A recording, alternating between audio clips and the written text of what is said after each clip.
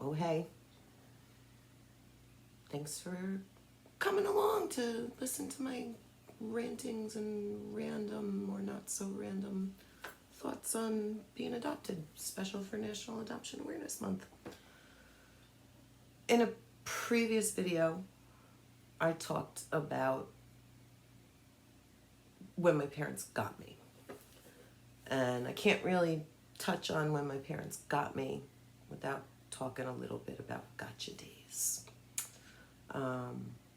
Really, it's a highly commodifying expression.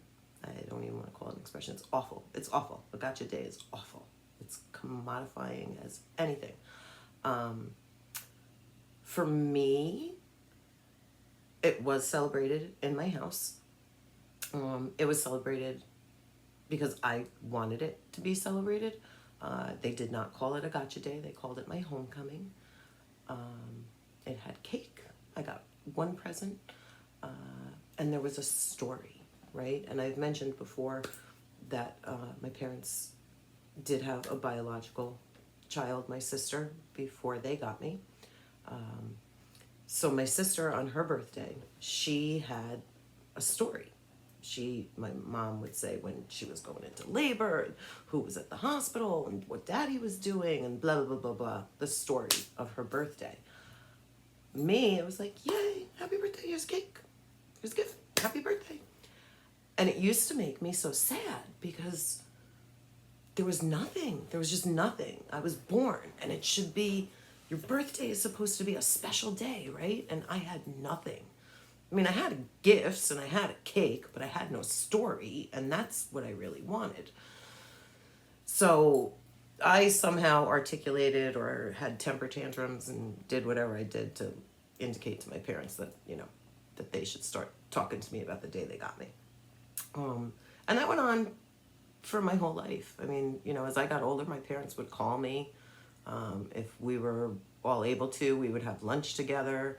My sister, still to this day, will call and text me. My closest friend from when I was a kid will call and text me. Other people who know what day it is, call, text me, let me know.